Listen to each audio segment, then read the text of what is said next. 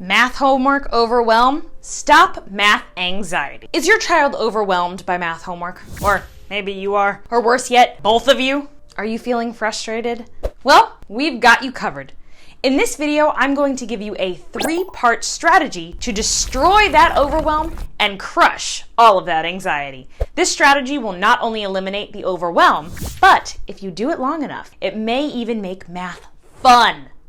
I know that probably doesn't sound realistic right now, but stick with me. Plus, if you watch to the end, I'll explain the neuroscience behind why it all works. If you know the why, you are more likely to be successful with the strategy. Hi, I'm Samantha from Learning Success. We produce videos to help parents embrace their child's brilliance and unleash their full potential. Ready to turn math misery into math merriment for your child? Let's go! I'm going to give you instructions for a young child, but as you'll see, with a little creativity, you can adapt this to any age. All brains work the same, so you can use these brain hacks for any brain, young or old. Before we get into the exact strategy, let's get a little perspective. Imagine you are told to cross a great desert. You're told that it'll be worth it. On the other side is some reward, but you're not sure what that reward is. So, off you go. You travel by foot, over hot sand when the sun is beating down on your head. You are hot, you are tired, and very quickly, you're miserable. Worse yet, you can't see the other side.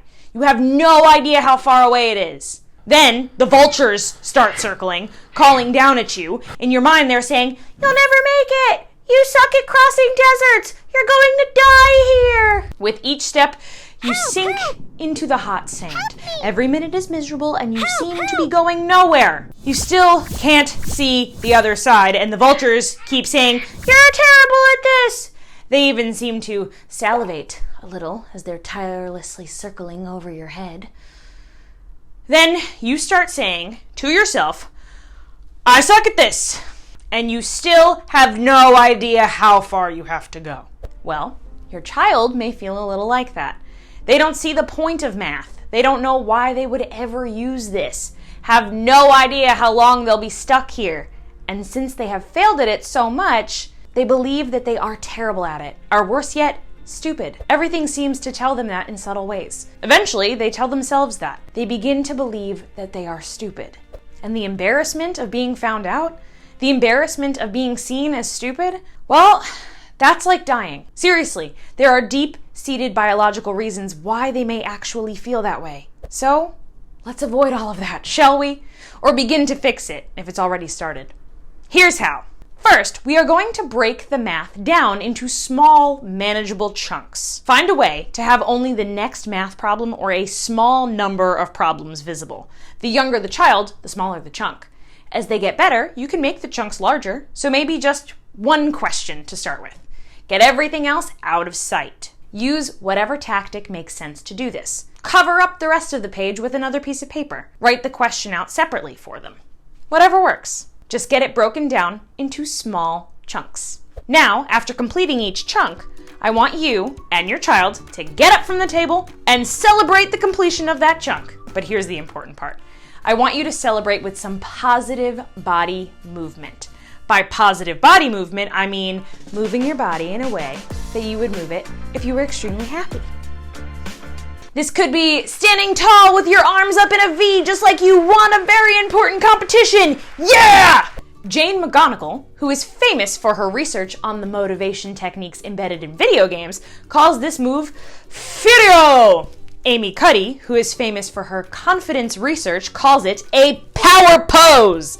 Regardless of what you call it, it helps to shift the moods to the positive.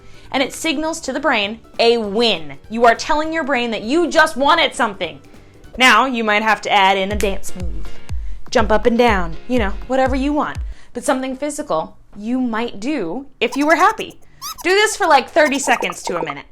Then back to the next chunk of math homework. Do about 5 of these small math chunks with 5 celebrations. This should add up to 10 to 20 minutes of work. Go shorter for younger students and longer for your older students. At that point, you will celebrate and then take a longer break, maybe 5 to 10 minutes. During this break, do a fun physical learning activity. You can do whatever you want, but I recommend something that helps develop proprioception. That means that you are going to do some activity that takes a little brain activity to do. Maybe a shuffle dance lesson, like those from Sophia Sophia or Emily Ratzliff. Maybe a kung fu lesson like those by Shang-Chi. Whatever you do, make sure it's something that is physical, but also challenges the brain. When you are done with this longer but still pretty short break, start the process again. Small chunks followed by very short breaks with celebrations. Then after 10 to 20 minutes of those, a longer break where you learn a physical activity. Keep doing this until the math homework is done, unless you sense that mental fatigue is setting in. If that's the case, we recommend you just stop, even if the homework doesn't get done. If mental fatigue sets in, you are likely doing more damage than you are good. Bad grades in elementary school won't hurt your child long term. It's far more important to build in math confidence than it is to get today's homework done. The confidence will serve them a lifetime. As a matter of fact, we did a whole video covering the implications of bad grades in elementary school. You might want to check it out. Okay, there's one more step to this strategy. I know, I said 3. This one's a bonus. Set up a folder and keep track of the homework projects. Just keep them in order by date. You will use this later on. I'll cover how in a minute. Okay, let's nerd out for a minute on why this process is so effective. The first thing you are doing is putting the focus on the next step. Each little step does not look so overwhelming. It's not like looking across the endless desert full of bad things. It's just this one little math problem, much easier to commit to. We commit to just this next little task. That commitment is easy to do. It doesn't set off alarms in the brain. And once we get that little commitment, it's easier to move forward. This process is called Kaizen. It's actually been around for a very long time. Also, the idea of small commitments leading to bigger commitments was well researched by the famous psychologist and popular author, Robert Cialdini, and covered in his book, Influence. It's a well-proven strategy that you can apply to homework. The next principle comes from neuroscience. Neuroscientists have found that in the brain, small wins are the same as big wins. They all produce the same effect. That's right, in the brain, getting a math question right is pretty much the same as winning the Nobel Prize. The size of the win does not matter. Each releases a small amount of dopamine. That dopamine is a pleasure chemical. When we get it, we want more. Our brain recognizes that we got that from the activity that happened just before the dopamine release. So we're training our brain to want to do more of that activity. In this case, math. The celebration we do triggers dopamine. The dopamine tells the brain to do more of the activity just before, the math. And since we are doing this many times in one homework session, we are repeatedly releasing dopamine. Eventually, this not only teaches us to enjoy that activity because of all of the small wins, but it also builds grit. The ability to push through hard things. Grit comes from realizing that if we just keep at a task, eventually we will master it. This is a far better attitude than the learned helplessness that might otherwise be trained by just trying to push through it. This process changes everything about how we attack math, changing it from feeling like useless, endless drudgery to a welcome challenge. That's right, a welcome challenge. Children actually love to learn, and this process will restore that love, even if they hate it now. Okay, the next thing.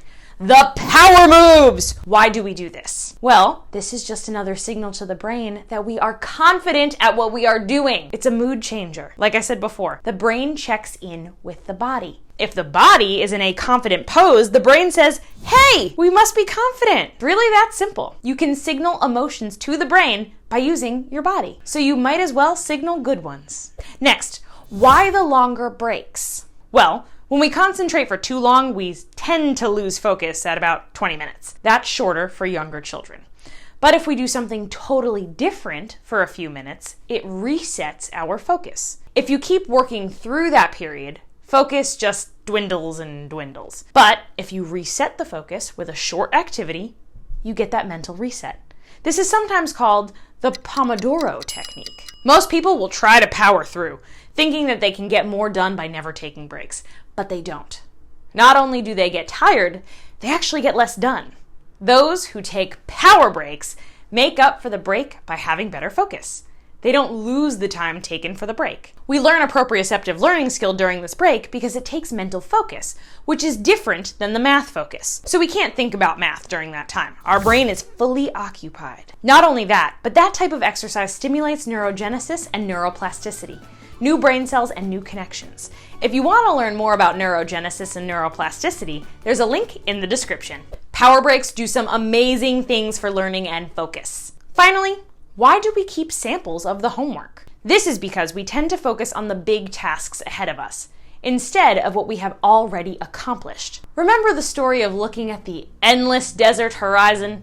How unmotivating it all was? All you can see is the same horizon, no matter how far you've traveled. Well, if every once in a while we look back at where we've been, that can be pretty motivating. It gives us a sense of progress and a desire for more progress. So every once in a while, pull out those old homework papers and see where your child has come from, how much progress has been made. That can be very motivating. The old, remember the days. Try this strategy out and make sure to come back and tell us how it went. We love to hear success stories. It's what drives us to make these videos.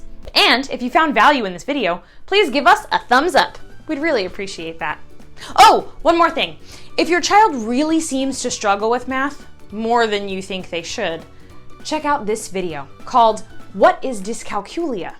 You might discover where the deeper problem is. You can get that video right here. Thanks for watching.